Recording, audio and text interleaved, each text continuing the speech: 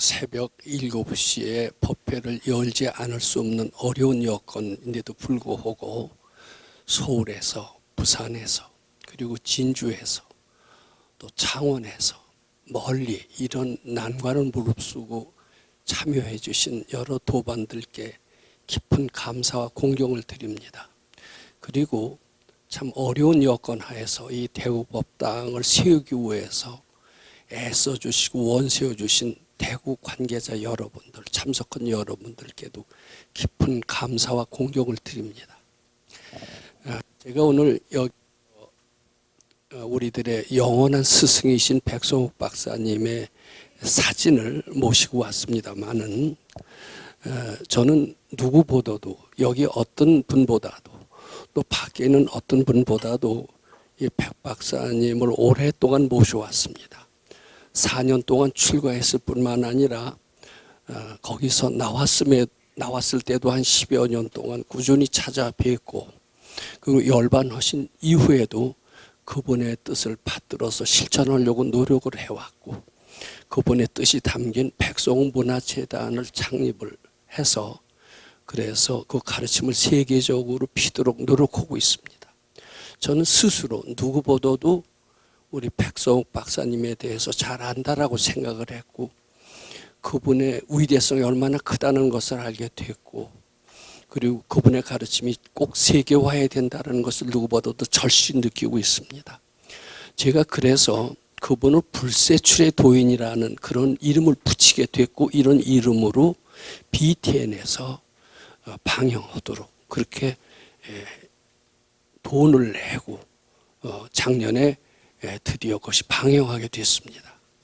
이 백 선생님은 참 희우하신 분, 불가사의한 분. 그래서 금강산 대중들은 그냥 보살의 화연이다, 그래서 문수보살이라고 칭했다는 그런 얘기도 있습니다. 그럴 정도 이분의 일생은 도저히 범보로서 측량할 수가 없습니다. 그걸 제가 아주 절실히 느낍니다. 근데 그분이 저 있을 때 조용히 하신 어떤 말씀이 있었습니다. 그게 무엇인가 하면은, 본래 나는 독립운동을 하려고 했었다.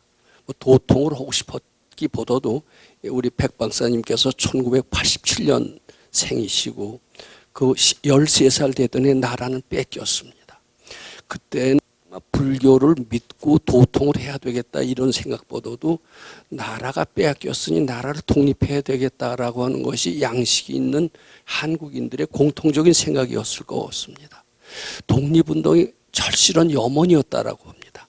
독립운동으로 해서 해외 유학을 하셨고, 독립운동으로 해서 출가를 하셨고, 독립운동으로 해서 조선 독립을 위해서 수도를 하셨고, 드디어 깨달음을 얻으셔서 해방되기 10년 전에 이미 우리나라가 독립이 되는 것을 보셨고, 그리고 남북이 분단된다 사실까지도 알게 되었다라고 제가 직접 말씀을 들은 적이 있습니다.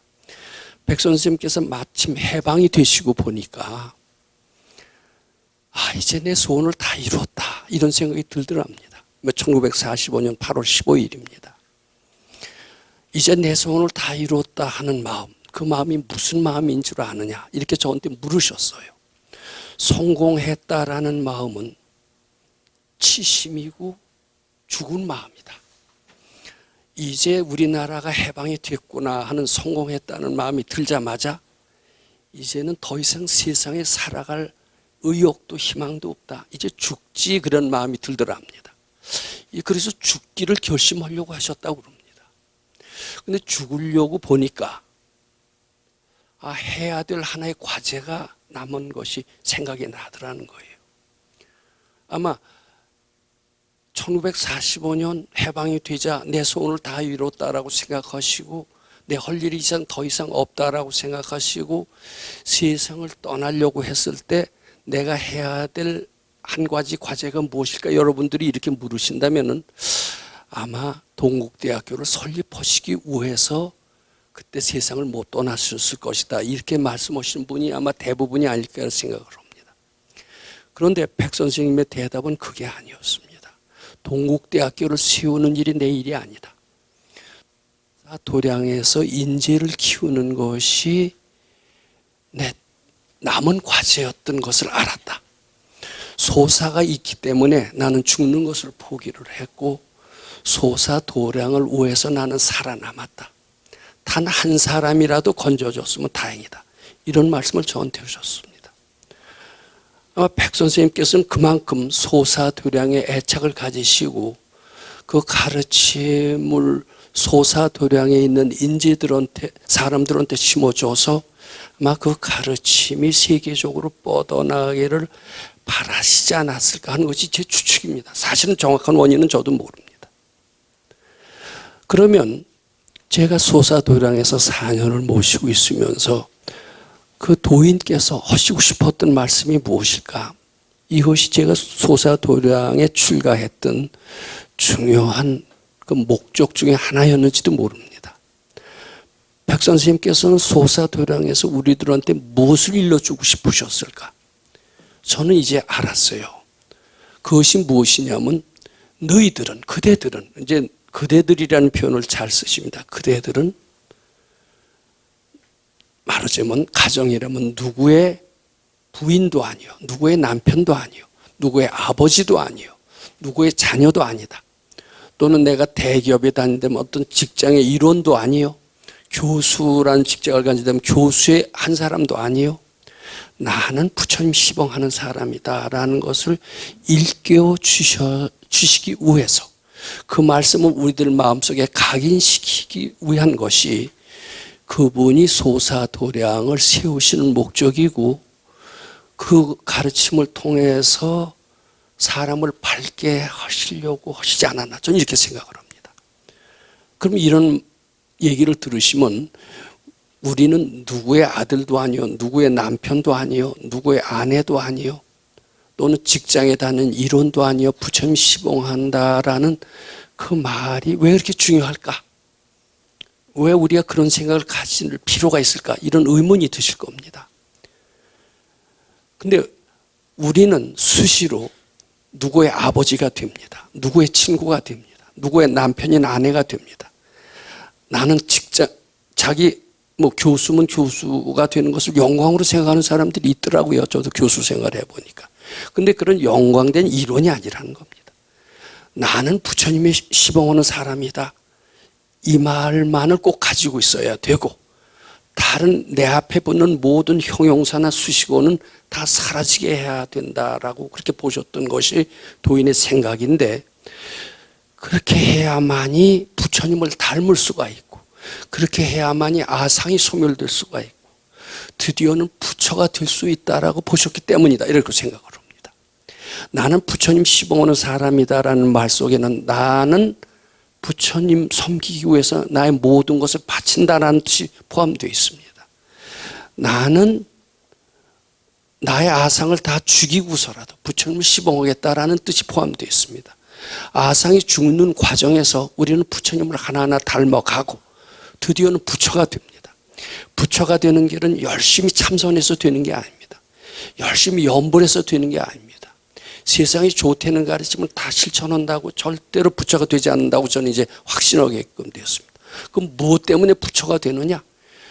부처를 공경하기 위해서, 부처님을 닮기 위해서 자기 아상을 죽여야 됩니다.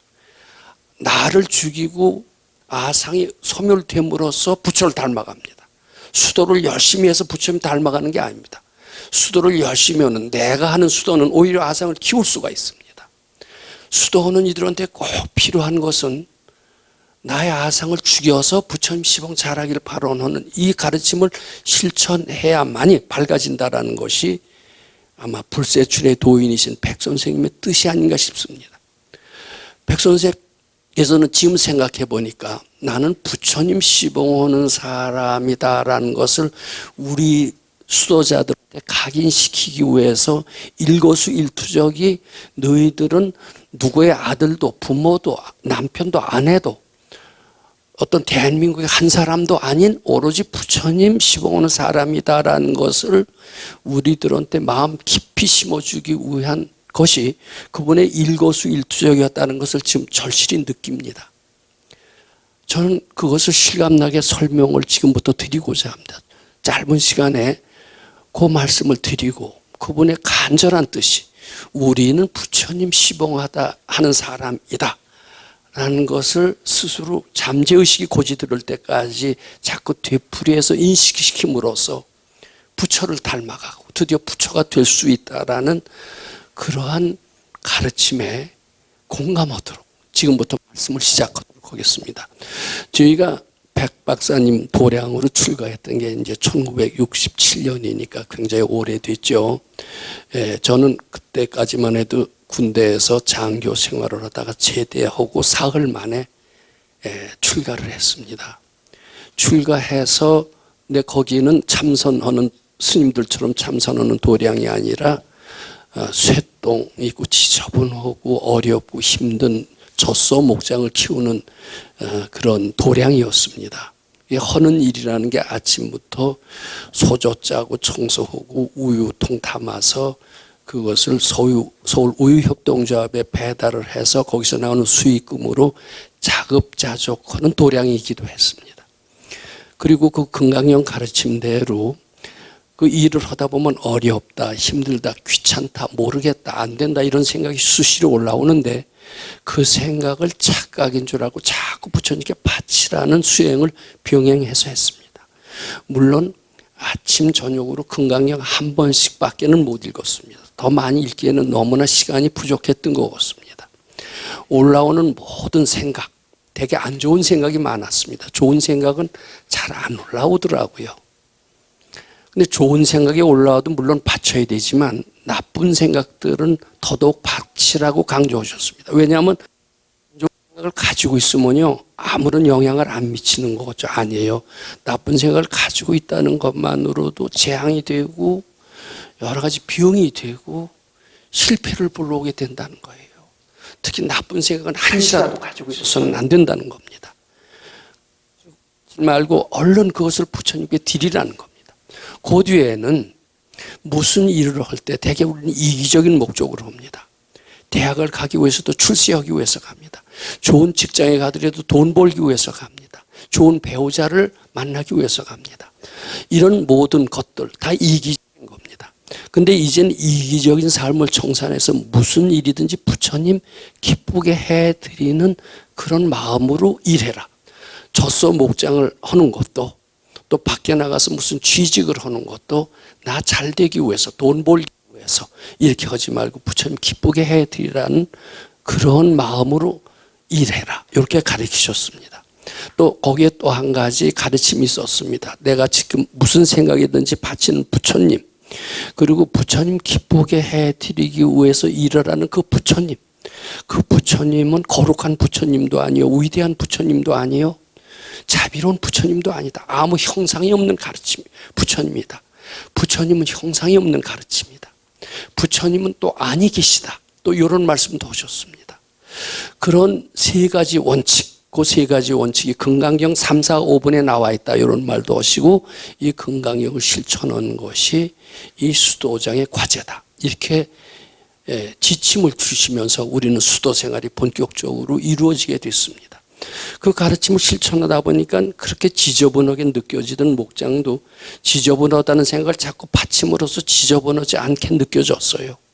청량한 기운이 도는 것도 느껴지고 쇠똥 냄새가 나는 목장 속에서도 어느 때는 가끔 향 냄새가 진동하는 것도 발견할 수가 있었습니다. 그리고 저는 일을 하길 참 싫어했고 농사라고는 지어본 적도 없었는데 그 농사 일이라는 게 참 싫고 힘들었습니다. 지겹기도 했습니다. 근데 지겹다는 생각도 자꾸 착각으로 알고 바치니까 그것이 즐거움으로 변했습니다. 근데 그런 지침만 주시는 게 아니라 가끔 과제도 주시고 이것을 실천해 봐라 이렇게 시키시기도 했습니다. 즉 밖에 나가서 물건을 사와 봐라. 또 우리 목장이 안 되고 아주 젖소의 산유량이 적었을 때는 잘 되는 목장에 가서 견학을 하고 배워와라. 이제 가끔 우리들이 일깨워야 될 것도 시키기도 했습니다. 시키시면 갔다 와서 뭘 깨쳤느냐 이렇게 얘기하시기도 했습니다. 처음에는 100일이 끝나면 이제 사흘은 집에 갔다 와라 이렇게 또 얘기도 하십니다. 그럼 집에 갔다 와서 뭐를 깨쳤느냐 이렇게 묻기도 하십니다. 그리고 또 한 가지 거기에서는 무슨 생각인지 바쳐라만 있지 않습니다. 매일같이 법문을 들어오라고 했습니다. 매일같이 법문을 들어와서 질문할 것이 있으면 질문해라. 무엇인지 물어라 그러면서 매일같이 대화의 언로를 열어놓으셨습니다.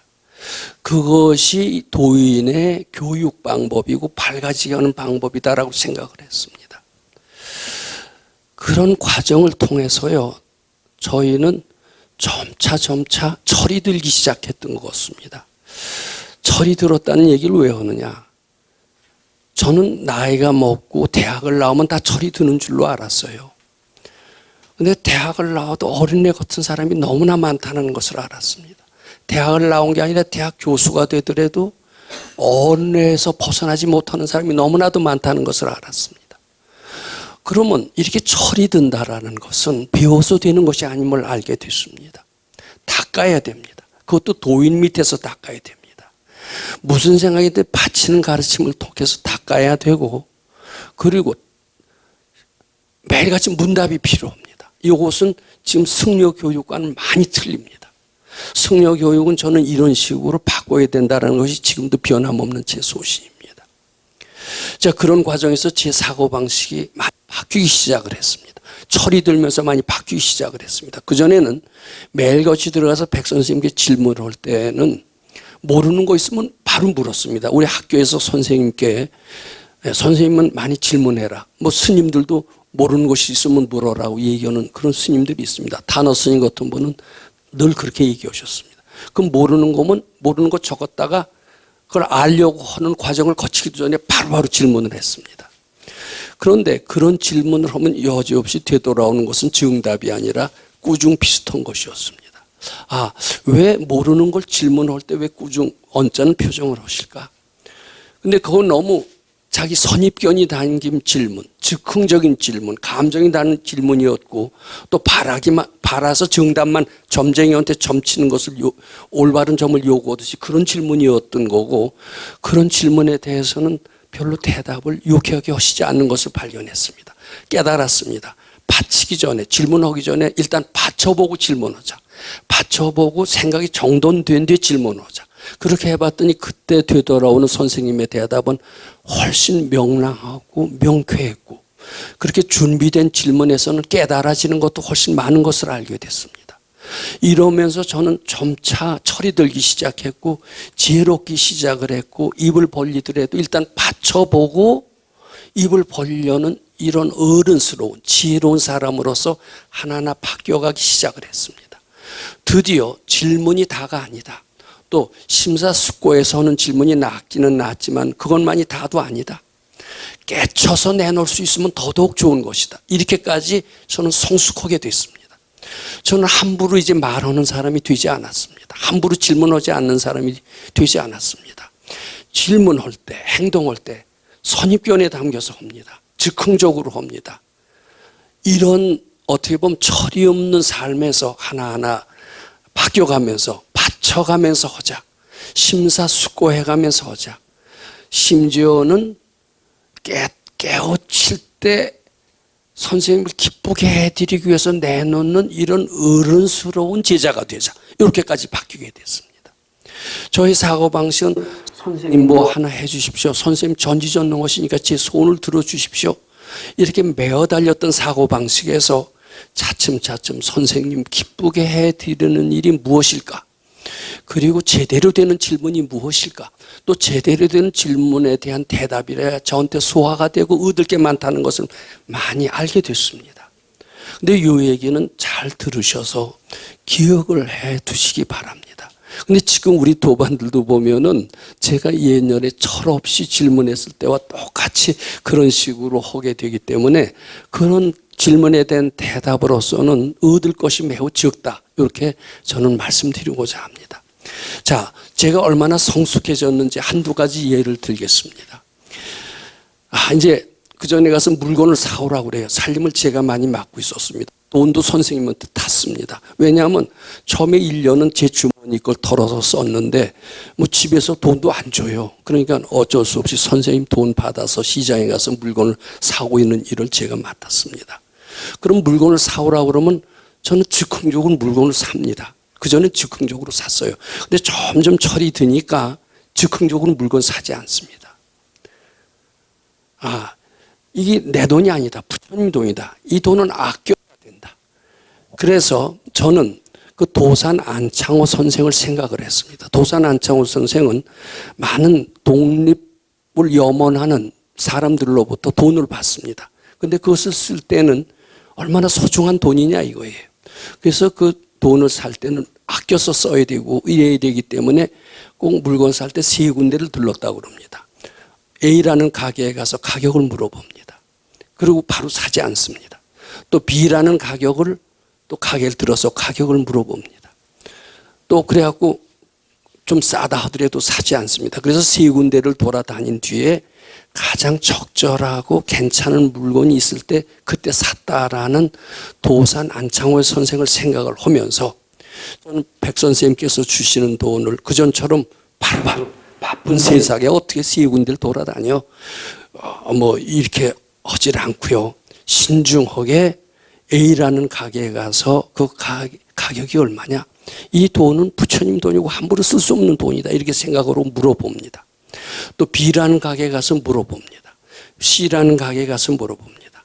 그럼 B가 질 나을 때는 다시 B로 와서 내가 아까는 조금 생각을 잘못했어. 당신의 가게 물건이 제일 좋소. 그리고 사는 이런 신중함을 가지게 됐습니다. 그렇게 신중하게 다 해갖고 돌아갑니다. 돌아갔더니 선생님이 환하게 오시면서 물건을 살 때는 그렇게 사야 되는 것이니라. 다 알고 계셨던 거예요. 그전에는 즉흥적으로 사도 마음소리 안 하셨어요. 나무래시지도 않고 어떻게 사야 된다라는 지침을 일러주시지도 않았습니다. 제가 지혜라는 것이 무엇인지를 알고 철이 든다는 것이 무엇인 줄 알고 내 이기적으로 하는 것이 아니라 부처님 기쁘게 해드리는 것이 무엇인가를 알게 되면서 이 돈은 함부로 써야 된다는 것이 아님을 알게 되면서 그렇게 지혜롭고 어른스러운 살림을 하게 될 때 선생님이 굉장히 기뻐하시게 됐습니다. 자, 저는 이제는 스스로 생각하더라도 부처님 시봉 오는 사람이 된 것 같았었습니다. 저는 불쌍한 우리 어머니의 효자가 되고 싶었습니다. 어머니는 저를 위해서 일생을 희생하신 사람이라는 것을 알고 주의 어머니를 위해서 효도를 굳게 다짐하려고 학생 때부터 저는 가정교사를 하더라도 육군 소위가 돼서 월급을 타더라도 100% 어머니를 다 드리는 마음을 냈던 저는 상당히 모범생이었던 것 같습니다. 지금 모범생인 기질은 나중에 저희 어머니가 10년 동안 누워 계시면서 그 절반의 5년은 또 치매까지 했었기 때문에 그것을 혼자 돌볼 수밖에 없었던 어려운 사정임에도 불구하고 한 번도 짜증내지 않고 건강하게 오래 살도록 기원했던 것은 그 젊었을 때부터 내가 효도를 해야 되겠다라는 굳은 생각, 그 굳은 생각이 아마 10년을 제가 짜증내지 않고 지 어머니를 돌볼 수 있었던 그 원동력이 아닌가 지금도 그렇게 생각을 합니다.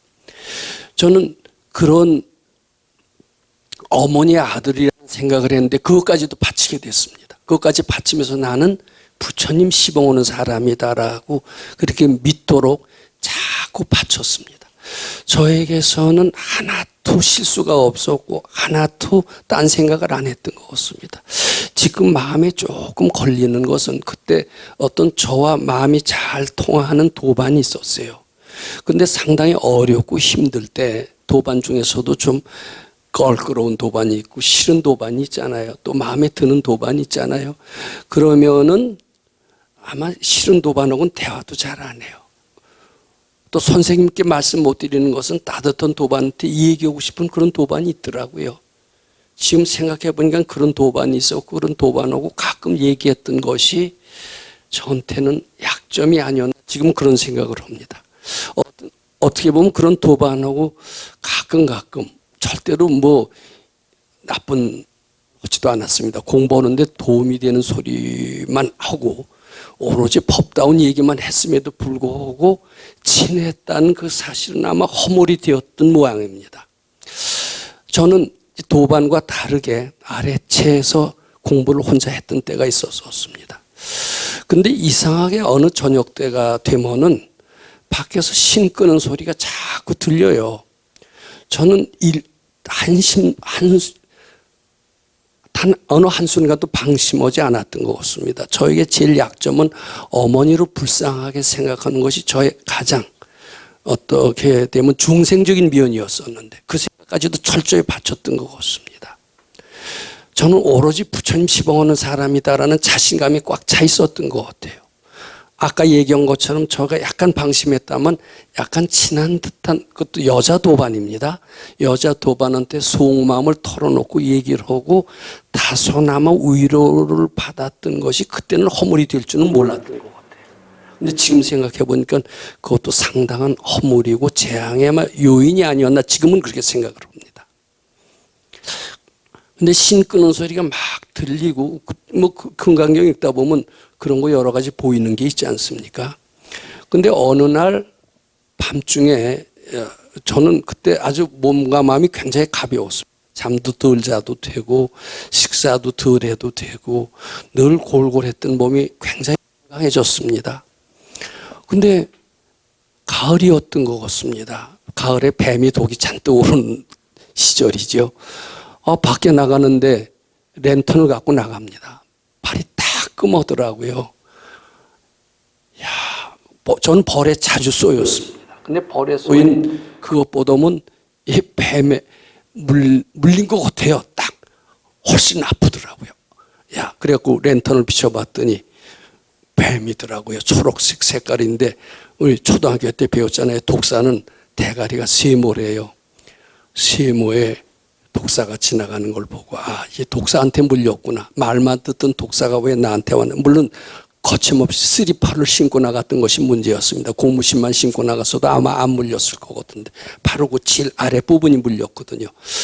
우리는 그때 누구의 도움도 바라지 않고 오로지 부처님께 바쳐서 해결해야 된다는 이런 생각을 꽉 가지고 있었기 때문에 그때 도반들은 한 10시쯤 돼서 곤히 자나고 있기 때문에 누굴 부르거나 이러지 않았습니다. 근데 그때 얘기를 듣기로는 그 뱀에 물린 자리를 면도칼로 빼고 그때는 몸이 굉장히 가벼워서 이 다리가 내 입까지 왔습니다. 그런 정도로 제 몸은 유연했습니다. 그래갖고선 그걸 빨기 시작을 했어요. 이게 빨아갖고 될까? 이제 병원을 아무래도 가는 게 좋다는 생각이 들었습니다. 근데 면도칼로 발을 째는데도 보통 사람 아마 째기 힘들겠죠. 저는 째도 괜찮을 정도로 수도가 됐던 것 같습니다. 아픔도 부처님께 바쳐서 소멸할 수 있을 정도가 됐던 것 같아요. 근데 아무래도 째는 식 갖고는 안 되는 것 같습니다. 그때 10시가 되는데 도반들은 곤히 자는데 이때 병원을 가야 되는데 혼자 갈 생각을 했어요. 전 일체 피해를 안 끼친다는 게 우리 법당의 아주 특징이었습니다.